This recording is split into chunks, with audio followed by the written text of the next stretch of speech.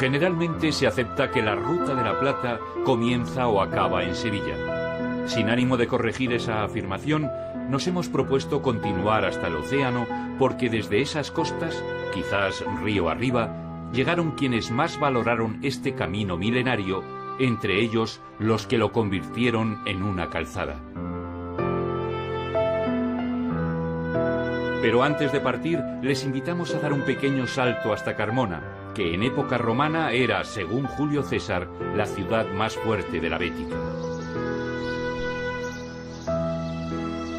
El tiempo fija la historia en capas que nos descubren el paso de los hombres y sus conflictos. Aquí hubo una fortificación indígena desde el siglo IX hasta el III antes de nuestra era. Entonces los cartagineses construyeron un bastión que sería fortalecido por los romanos 2 siglos después. Su patio de armas está muy alto, sobre la roca, donde se construyó la fortaleza. En medio hubo un templo romano de época de Augusto que fue derruido por los musulmanes para dejar libre el espacio y construir un aljibe.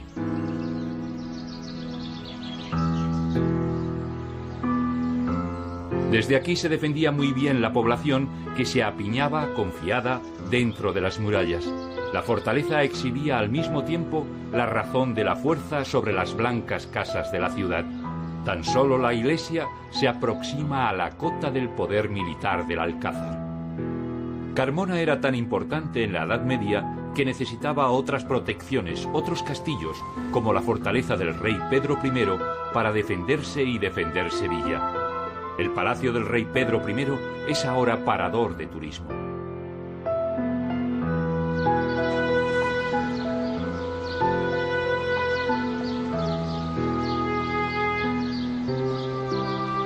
Carmona es una ciudad muy bella donde los palacios y las iglesias conviven con casas más modestas, pero no menos dignas. Durante 30 siglos, la gente ha dejado su huella en las piedras, que la historia ordena y asocia a los pueblos invasores, que se quedaban y mezclaban con los invadidos para ser invadidos de nuevo algunos siglos después.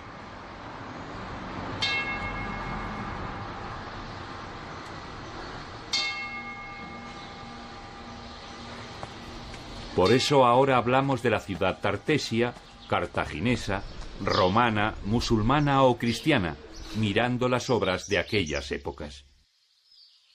Este mosaico recolocado en el patio del ayuntamiento procede de las termas de la Carmona romana. Las 4 imágenes que orlan la gorgona central representan las estaciones del año. Salimos por la puerta de Córdoba en busca de otros tesoros.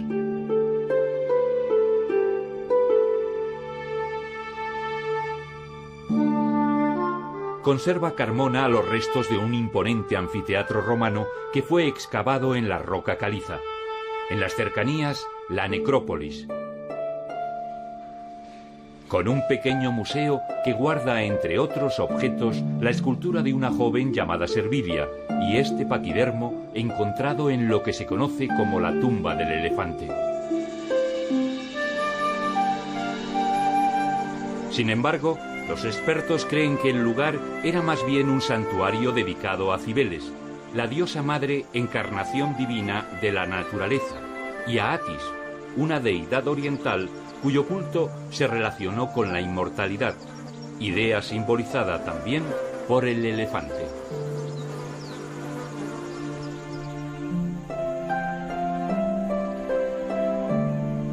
Este enterramiento grande como una mansión se conoce como tumba de Servilia, porque una chica con ese nombre fue enterrada en el lugar principal del mausoleo. Tenía un amplio patio porticado desde el que se accede a estancias periféricas. El mausoleo, construido en época de Augusto, debió pertenecer a una familia principal de la ciudad.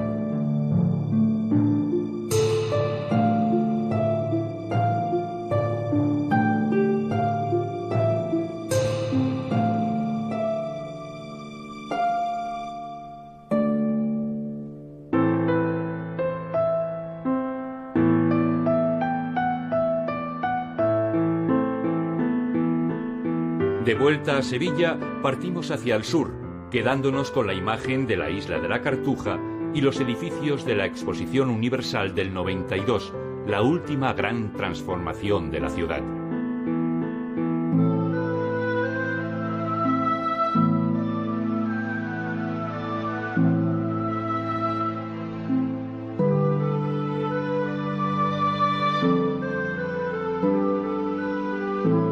Coria del Río es el primer pueblo que encuentra el Guadalquivir camino del océano.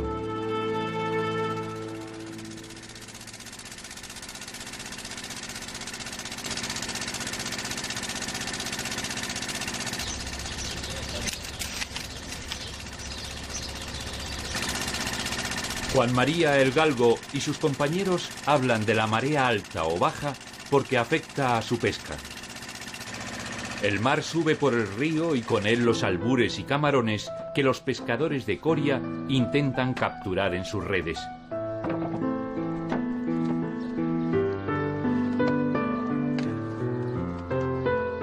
El albur es un pescado de río abundante en esta zona del Guadalquivir que se pesca y se consume en Coria y en Sevilla y que se conoce en otros lugares como lisa o mújol.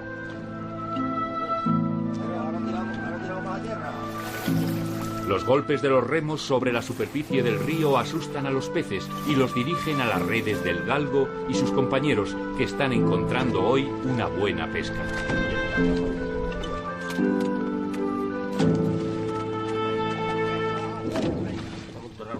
El albur es un excelente nadador.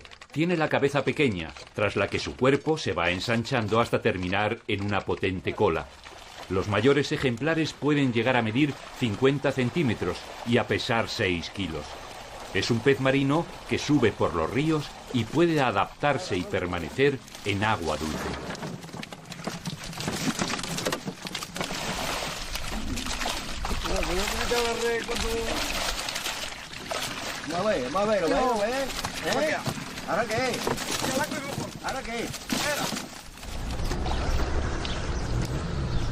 Buenos días. ¿Qué pescado es este, jefe? Esto lo llamamos aquí albures. ¿Albures? ¿Los ha pescado usted? Sí. Por toda la noche, ahí liado. ¿Y esto cómo está más rico? Esto se hace de muchas maneras. A la lata, en adobo. Nosotros lo comemos de todo. ¿Fritito? Fritito, caldereta. Una curiosa historia relaciona a los japoneses con Coria del Río, como nos cuenta Juan Manuel Suárez Japón, rector de la Universidad Internacional de Andalucía. Hola, aunque tú no lo sepas, ese que fotografías es mi antepasado. ¿Pero es un samurái? Es un samurái, pero es mi antepasado porque yo me llamo Japón. Pues si me puede contar la historia. Pues la historia es una historia hermosísima de una expedición que lideró él, samurái que venía al frente de una expedición que buscaba aquí en Sevilla entrar en contacto con la corona española, y para lo cual dejaron aquí a un grupo de japoneses que estuvieron viviendo aquí durante 3 años, 1614 a 1617. 40 años después, en 1646, hay un padrón de habitantes del pueblo donde aparece por primera vez el apellido Japón. Todos los que nos llamamos Japón no queremos decir que descendamos del mismo, sino de los mismos que se quedaron aquí. Luego eso se ha ido ya ramificando a lo largo de muchas generaciones, y hoy convivimos aquí en este pueblo, en Coria, más de 300 familias que tenemos en primero o en segundo lugar ese apellido. Fíjese, mi abuelo se llamaba Manuel Japón Japón, de modo que yo soy Japón de pura cepa. Y el grupo que se quedó aquí durante 3 años tuvo que convivir aquí y tuvo que resolver todas sus necesidades, incluidas las amatorias también, ¿no? Pues si le parece bien, le hago una foto con su antepasado. Ah, estupendo, estupendo. Pues venga, colóquese.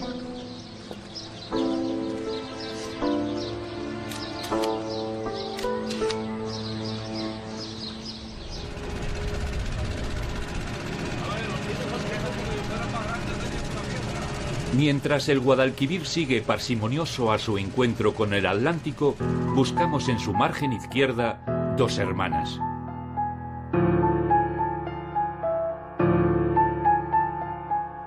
La ciudad de Dos Hermanas, al sur de Sevilla, debe su nombre a las hermanas Elvira y Estefanía Nazareno, emparentadas con el caballero leonés al que correspondió esta zona en el reparto posterior a la conquista de Fernando III.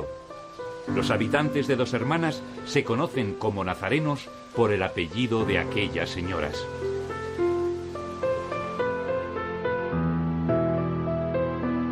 La proximidad a Sevilla y su situación cercana al río hizo que los romanos cultivaran aquí excelentes fincas y en ellas construyeran villas de recreo que los musulmanes ocuparon a su llegada.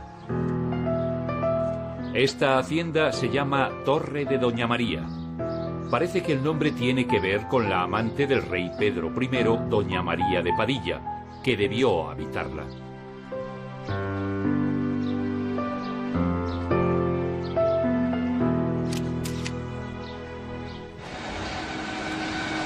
En esas grandes alquerías se aliñarían parte de las aceitunas de los olivares de la finca, y esa antigua tradición es una de las más importantes actividades de Dos Hermanas.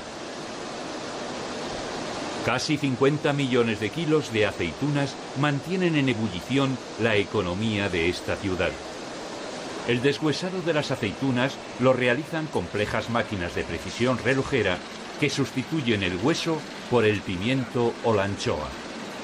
Aceitunas de las variedades manzanilla, cacereña, hojiblanca o gordal superan un proceso de lavado y selección antes de ser destinadas al consumo.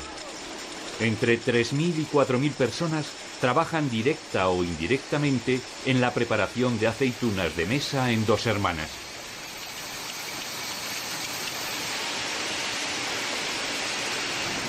Tras el envasado, la mayor parte de las aceitunas de mesa españolas salen para mercados extranjeros, casi el 70% para Estados Unidos. El hipódromo es heredero del circo romano, aunque entre nosotros las carreras de carros se han convertido en la Fórmula 1, a cuyo ambiente se aplica a veces coloquialmente ese nombre, el circo de la Fórmula 1. El gran hipódromo de Andalucía está en Dos Hermanas, y es un conjunto de instalaciones y pistas donde pueden seguir las carreras hasta 10.000 personas, la mitad sentadas.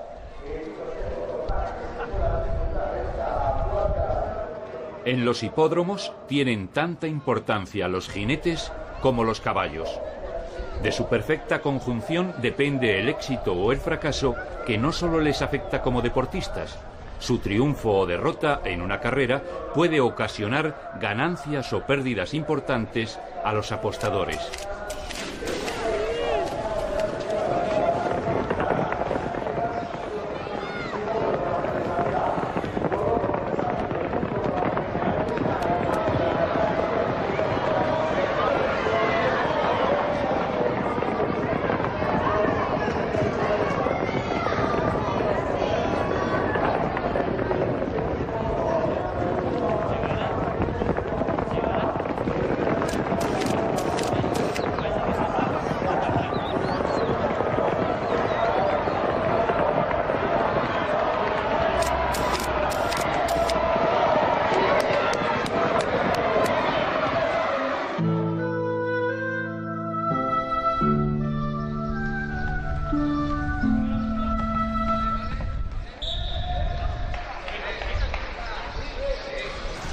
Sin salir del municipio de Dos Hermanas, puede alternarse el hipódromo con el velódromo. La hermosa fuerza bruta del caballo se convierte en el velódromo en liviano y rapidísimo deslizamiento, en el que los músculos deben dosificar su esfuerzo y la perspicacia del deportista encontrar el momento de adelantar a sus competidores. Estos corredores se entrenan con el tesón propio de quienes aspiran a convertirse en ciclistas del equipo olímpico español.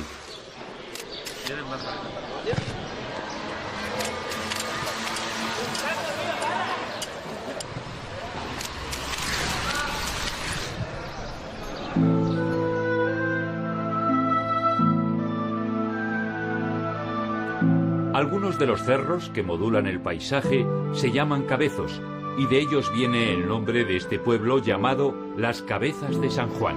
Aquí han localizado los arqueólogos un poblado tartesio. Está situado en un lugar estratégico, rodeado de tierras feraces, cerca del agua y próximo a los caminos que conducían hacia el norte. Después de realizar los estudios del yacimiento, se ha cubierto para preservarlo.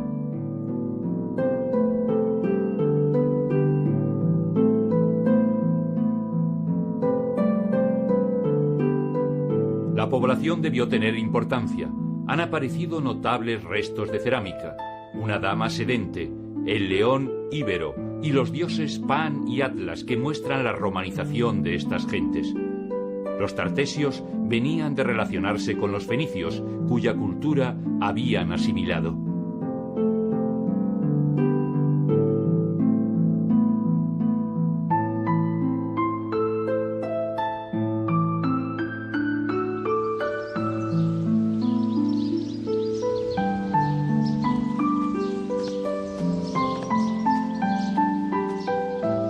Pero hay un hecho histórico más cercano del que los habitantes de las Cabezas de San Juan se sienten especialmente orgullosos. En este pueblo se levantó el general Riego contra el absolutismo de Fernando VII el 1 de enero de 1820.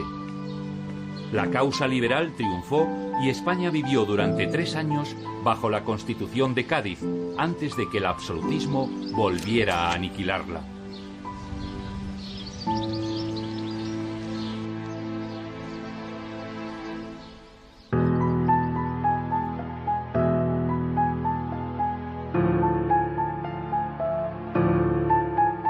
Jerez de la Frontera nos recibe con la imagen espléndida de su Cartuja, un monasterio del siglo XV donde la tradición sitúa la selección y crianza de los caballos llamados cartujanos.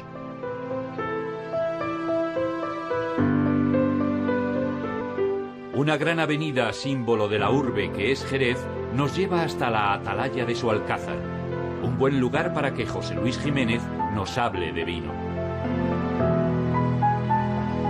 Aquí empezaron a traer el vino ya los fenicios, ¿no? Desde la antigüedad traían desde el oriente esa cultura del vino, y luego entraron los romanos inmediatamente, y el vino gaditano era un vino muy aceptado en la metrópoli, en Roma, ¿no? Se exportaba en grandes cantidades a Roma, ¿no? Con la llegada de los árabes en el 711 se pensaba que el vino podía desaparecer porque la religión musulmana lo tenía prohibido. Lo prohíbe, y lo utilizaron no para vino en todo caso, aunque lo exportaban y lo comercializaban tímidamente con otros países del norte de Europa, sí lo utilizaron para pasa, ¿no? Para uso de los dulces que eran tan característicos en la cultura musulmana. En el siglo XIV se instalan pequeñas comunidades de comerciantes ingleses y se van creando esas colonias en la parte de Sanlúcar, en el marco de Jerez, ¿no? Que incluye Sanlúcar, el puerto, las zonas costeras, por supuesto, también más intensamente. ¿Los apellidos ingleses que aparecen en nuestras marcas corresponden a este momento? Empiezan tímidamente, pero realmente la llegada de esa familia, de esos apellidos que se incorporan al empresariado aquí en la zona, es prácticamente mediados del 19.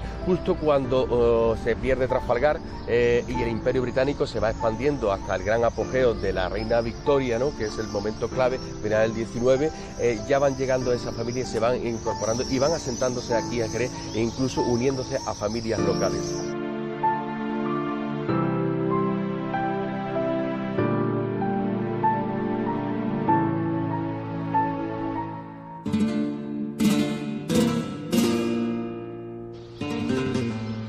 Visitar una bodega de Jerez es como entrar a un recinto que la cultura y la literatura han sacralizado. Un templo laico del hedonismo cuyos rituales se basan en el vino fino, del que habla Gabriel González. El vino fino es un vino único de Jerez en el que confluyen factores importantísimos como son pues el terreno, que lo llamamos albariza, la uva, que es uva única y de aquí, que es la palomino, el sistema de crianza y de envejecimiento y obviamente la bodega, ¿no? Entonces el vino fino es un vino que hemos creado totalmente natural, en el que ese color pálido y esa nitidez se lo da lo que llamamos la flor del vino, ¿no? La flor del vino es una levadura que crece sola y exclusivamente en Jerez. ¿Y por qué se utiliza la venencia? Pues la venencia es un instrumento que se lleva utilizando desde el principio, y como puedes ver, la razón principal es sacar muestras de vinos, ¿no? Sacamos una muestra, lo leemos, lo probamos y de esa manera vamos clasificando los vinos.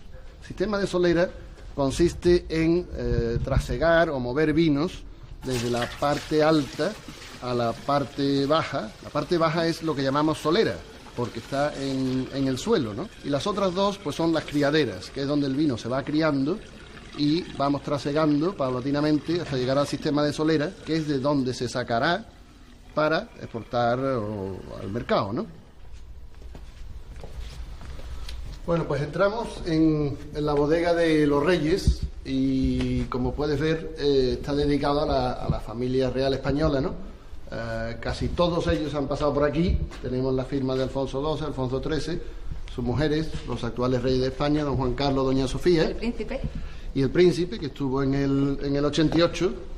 Y creo que la única que nos queda es doña Leticia, que esperemos que venga pronto, ¿no? Invitada está desde luego, ¿no? Aquí tenemos lo que es la gama de vinos de Jerez, ¿no? Pues empezamos con el vino fino, amontillado, oloroso, dulce y Pedro Jiménez, ¿no? Estos son los 5 vinos fundamentales del Jerez, ¿no? Bueno, Gabriel, ¿y qué momento le ves tú a cada vino? Yo creo que cualquier momento es bueno para tomar vino, ¿no? Siempre en moderación, pero cualquier momento. Desde media mañana creo que una copa de oloroso es excelente.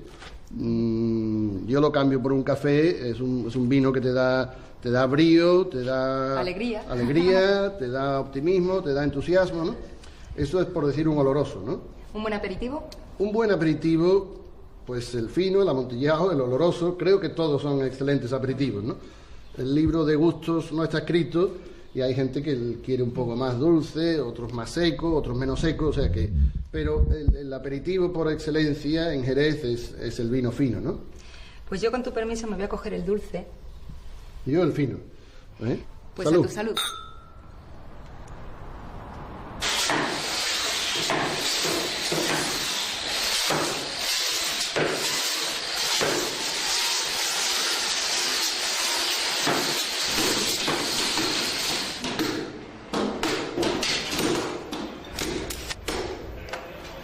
Los toneles son un importante patrimonio de las bodegas y se cuidan y reparan cuando es necesario. En su interior se origina el milagro de la crianza. Estos alambiques sirven para producir la base del brandy. Los vinos y las uvas de Jerez destilados producen un líquido incoloro o suavemente amarillento que en las botas irá adquiriendo, junto a las características del brandy, su color ámbar amarronado. El aguardiente se torna brandy tras permanecer al menos un año en las botas.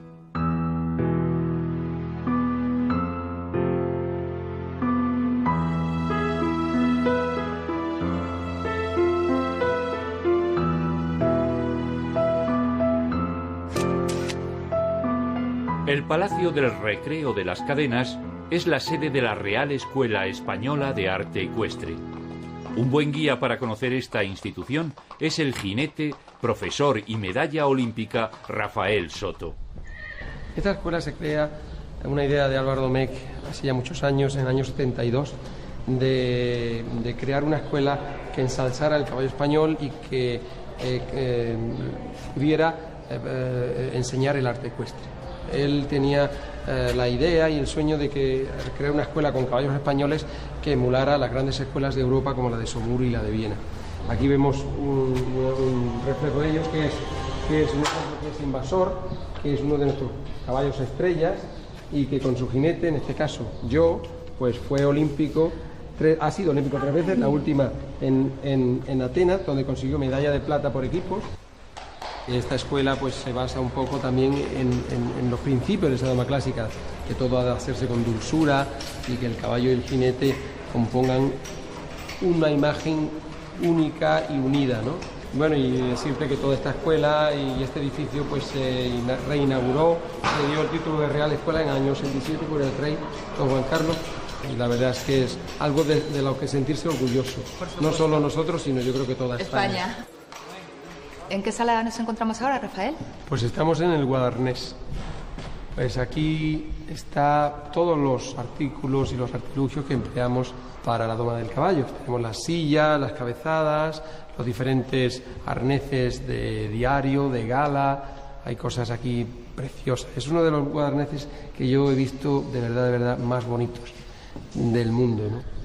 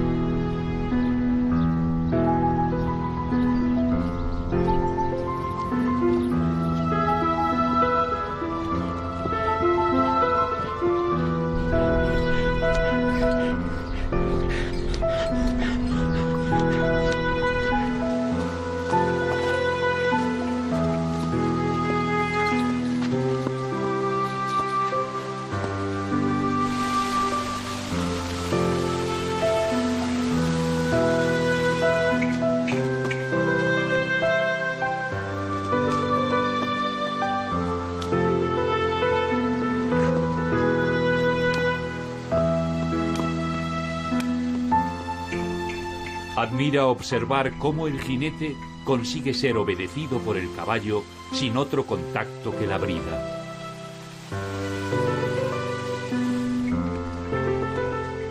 Y asombra la dificultad de los ejercicios que realizan los caballos, tras los que se intuyen largas jornadas de duro entrenamiento.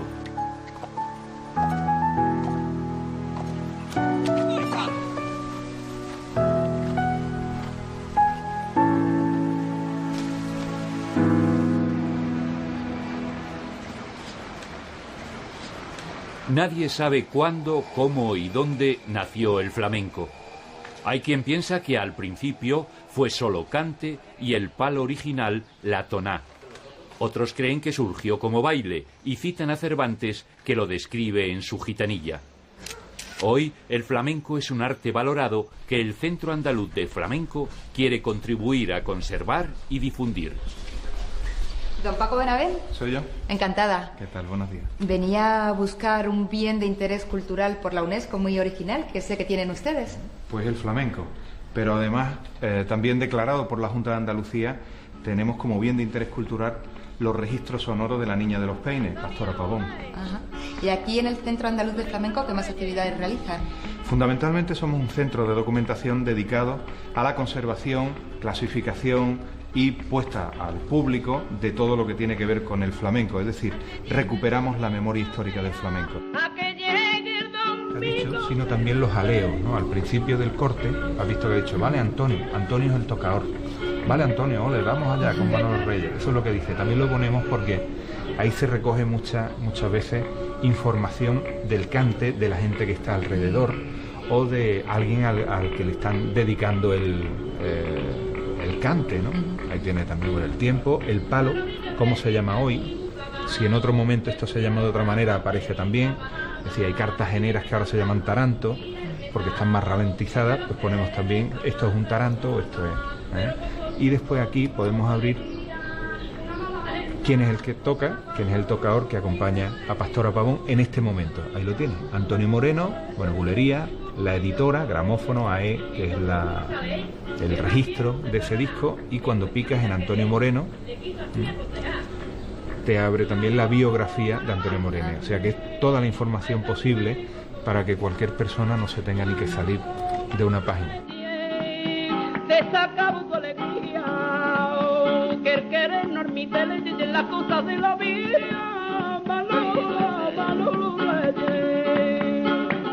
Nuestro camino nos lleva a el puerto de Santa María.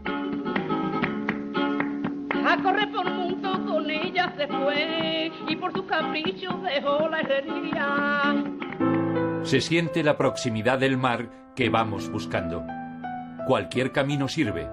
Desconocemos cuál fue el que abrieron los habitantes de estas tierras para viajar hacia el norte en busca de metales. Seguramente hubo más de uno. Ha habido muchos en estos 3000 años desde que los pueblos del Oriente Mediterráneo se establecieron aquí y favorecieron el progreso de los indígenas.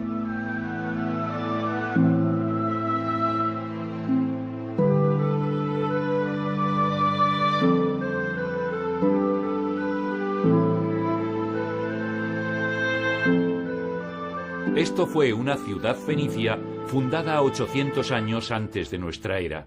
Nos lo cuenta el arqueólogo Francisco Alarcón. Para hacerse una idea de cómo era esta ciudad en la antigüedad, hay que comprender primero dos hechos fundamentales. Uno, que toda la amplia llanura que nosotros vemos ahora mismo a nuestro alrededor era mar. Hasta aquí se extendía la bahía de Cádiz. Luego, por procesos de aportes aluviales del río Guadalete y por las corrientes marinas, progresivamente se ha ido colmatando. Toda esta colina por la que estamos andando es una colina artificial. Es un cerro que se ha ido formando por la superposición de distintos restos arquitectónicos a lo largo de más de 600 años. Desde los primeros momentos, la ciudad se dota de un recinto amurallado y abarca aproximadamente unas 6 hectáreas de extensión. Ese recinto amurallado sufrirá rectificaciones y modificaciones a lo largo del tiempo, en el siglo V, en el siglo IV y en el siglo III. Los primeros momentos son un momento de contacto entre lo que es el mundo fenicio y el mundo tartésico. Luego la influencia fenicia y la adopción de costumbres y modas fenicias se impone, y luego ya se desarrolla una cultura autóctona con la mezcla de esas dos influencias. Desde el primer momento hay una organización espacial con calles, con casas, con habitaciones rectangulares. Las casas siempre están construidas con las mismas técnicas, muros con zócalos de piedra, un alzado de tapial y techumbre con maderas y elementos vegetales. ¿Hay visto también progresión en todo lo que es la vegetación? Sí, se han hecho análisis tanto de los restos de carbón, los restos de fauna y de ictiofauna y los restos de semillas, y se ha podido comprobar cómo hay ese cambio de ese ambiente salino de marisma mar a ese ambiente ya en última época de agua dulce por la influencia del río Guadalete.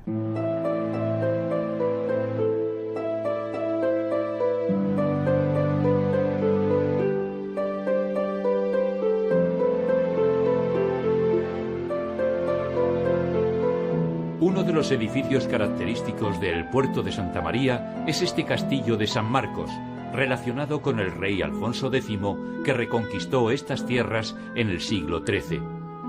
El rey sabio, en sus cantigas de Santa María, habla de aquellos acontecimientos y de la reconstrucción de un santuario.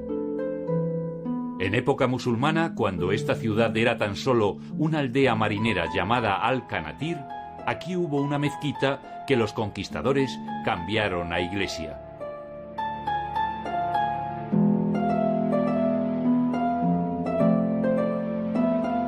El castillo de San Marcos es ahora un foco de cultura cuya actividad principal está relacionada con el rey sabio como centro de estudios alfonsíes. Otro lugar de estudio en el puerto de Santa María es la Fundación Rafael Alberti, que reúne y cuida la obra del poeta y mantiene vivo su recuerdo. Esta es la casa de los padres del poeta, donde los visitantes pueden encontrarse con el joven pintor que llegó a gran poeta o con el poeta que nunca abandonó la pintura. ¿Quién me lo iba a decir a mí?, escribe Alberti, pintorcillo por las playas y castillos ruinosos del puerto de Santa María, suspendido en preceptiva literaria. La relación de Alberti con el mar se convertía en obsesión nostálgica cuando se alejaba de su ciudad, de la bahía de Cádiz. El mar, la mar, el mar, solo la mar. ¿Por qué me trajiste, padre, a la ciudad? ¿Por qué me desenterraste del mar? En sueños, la marejada me tira del corazón. Se lo quisiera llevar. Padre, ¿por qué me trajiste acá? Alberti vive bajo el doble afán de la poesía y la pintura. Experimenta dando formas y colores a las palabras. La ría del Guadalete lleva el mar hasta el corazón de la ciudad y se hace puerto en el puerto de Santa María. Al fondo de la bahía de Cádiz está San Fernando, que en otra época se llamó Isla de Suazo, como este puente de origen romano que donó en el siglo XV el rey Juan II a Juan Sánchez de Suazo. Las tropas napoleónicas ocupantes de toda España nunca pudieron atravesar el bien defendido puente, y eso hizo posible que en esta ciudad se concibiera la Constitución de 1812, que nacería luego en Cádiz. La ciudad se llamaba entonces Isla de León y cambió su nombre por el de San Fernando, en honor del rey felón Fernando VII, verdugo de la Constitución liberal que aquí comenzó a escribirse. Este es territorio de la Marina desde el siglo XV, pero es en el siglo XVIII cuando adquiere relevancia y se convierte en un gran arsenal donde en poco más de siglo y medio se construyeron casi un centenar de buques.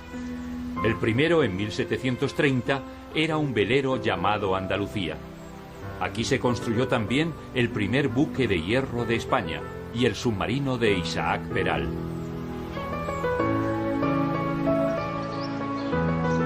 El Panteón de Marinos Ilustres de San Fernando acoge a quienes merecen el recuerdo y el reconocimiento de sus vidas ejemplares o sus hazañas.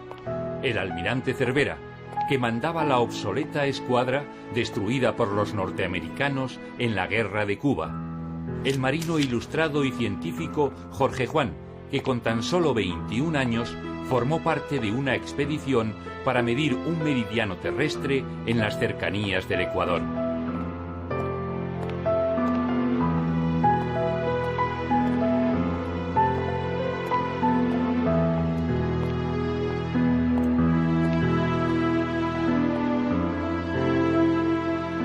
Héroes de batallas y de gestas gloriosas descansan aquí o son recordados si su muerte se produjo en el mar, donde quedaron sus cuerpos, como ocurrió con la mayoría de los marinos de Trafalgar. El Real Instituto y Observatorio de la Armada nació en el siglo XVIII por iniciativa de Jorge Juan, probablemente el mayor científico que haya tenido la Armada española. Su idea era que los oficiales de la Marina aprendiesen astronomía, una ciencia imprescindible para navegar.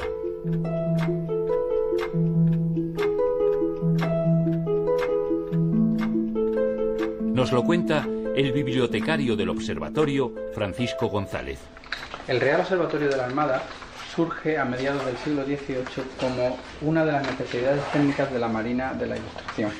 Los marinos del siglo XVIII, los navegantes de aquella época, necesitaban una serie de técnicas astronómicas que les permitiesen situar los barcos en alta mar. Y para eso había que dominar esas técnicas y hacer observaciones astronómicas. ¿Cuántos libros puede haber aquí? Ahora mismo tenemos 28.800 volúmenes. En aquella época había muchos menos, pero sí que hay una colección que procede de esa época muy rica, una colección que está formada por los grandes pensadores y científicos de los siglos XVI y XVII que pueden representar lo que es la revolución científica. Concretamente están aquí en esta vitrina y aquí puedes ver desde una primera edición de Copérnico hasta las obras de Galileo, Kepler. Auténticas joyas. Auténticas joyas. Y bueno, aparte de esa colección bibliográfica, producto de las necesidades que tienen las personas que trabajan en un observatorio, quizás más importante sea hacer mención al producto de esas personas, al producto del trabajo de esas personas, que son las observaciones astronómicas que se realizan primero en Cádiz y luego en la isla de León cuando se funda este observatorio.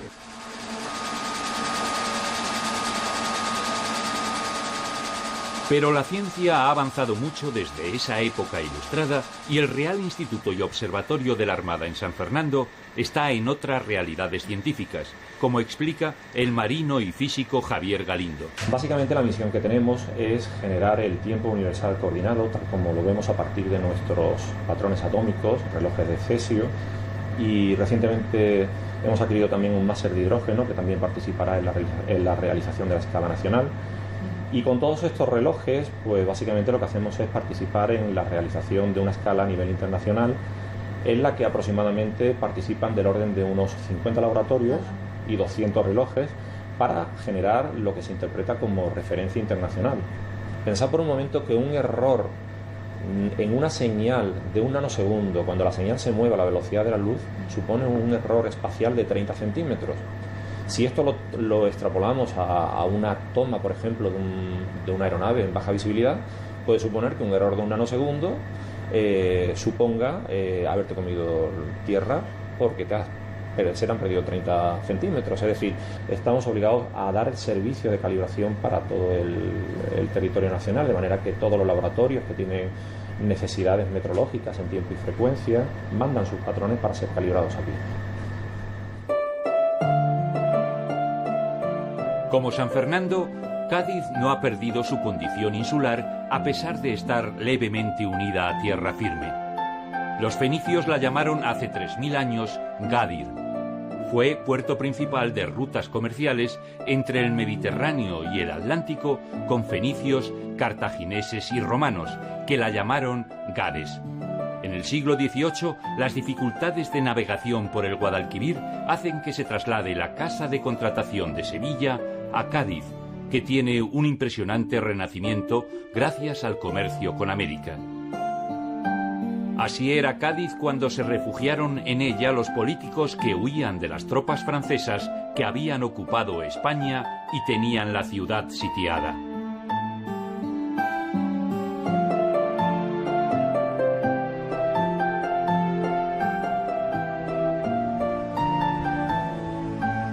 Los diputados, reunidos en el oratorio de San Felipe Neri, proclamaron la Constitución liberal el día de San José, onomástica del rey intruso José Bonaparte. Ante el Palacio de la Aduana, que era sede de la regencia, se leyó por primera vez el texto constitucional ante el retrato de Fernando VII. Después se inició una procesión cívica para proclamar la Constitución en otros puntos de la ciudad.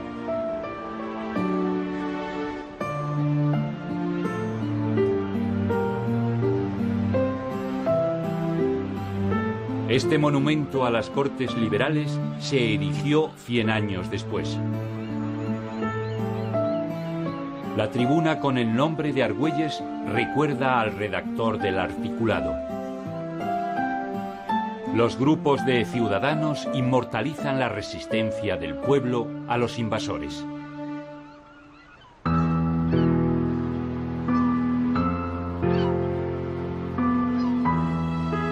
A Cádiz le ha llegado todo por el mar: la prosperidad y las crisis, los invasores y la riqueza. Y la ciudad ha sabido apropiarse de cuanto le llegaba del mar.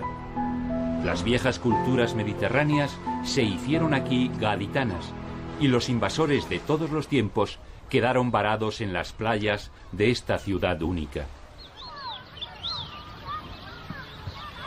Pero es la relación con América la que da a Cádiz su aspecto actual. Árboles y plantas tropicales se aclimatan a la benignidad de su clima en hermosas plazas. Los comerciantes que trafican con ultramar, conocidos como cargadores a Indias, instalan sus empresas en la ciudad. Los cargadores de Indias construyen casonas y palacetes que destinan a vivienda y a sede de sus negocios. Esa relación de ida y vuelta da a Cádiz el aspecto de ciudad colonial que los viajeros le atribuyen.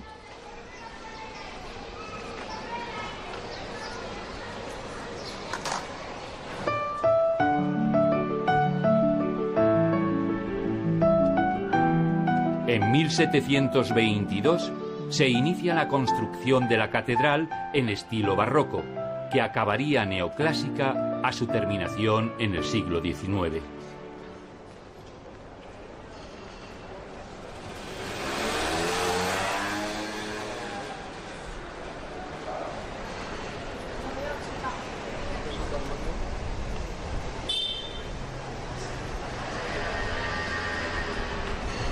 La Torre Tavira puede visitarse para admirar la ciudad desde esa atalaya. Hay allí instalada una cámara oscura que permite casi una contemplación mágica de la ciudad. Mira, tenemos esta pantalla blanca frente a nosotras y encima hay un tubo. Dentro de ese tubo no se ve, pero están instalados un espejo y dos lentes.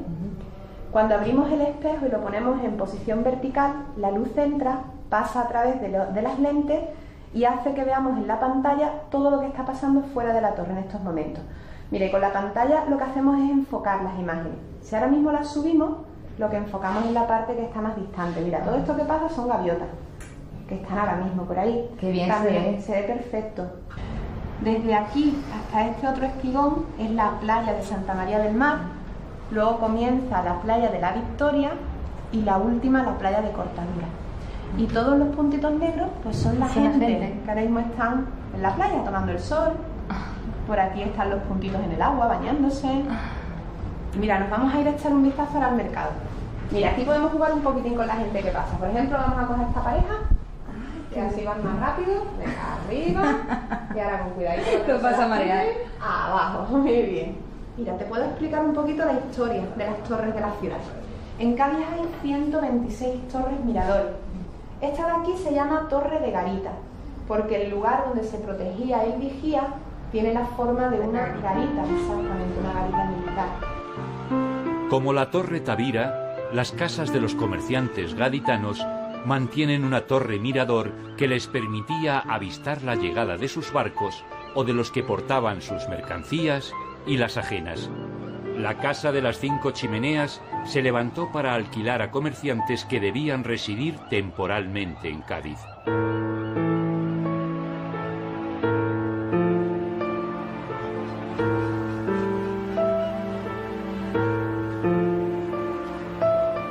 Fijamos en nuestra memoria la imagen de Cádiz para recordarla de todas las ciudades y pueblos que hemos recorrido en la Ruta de la Plata.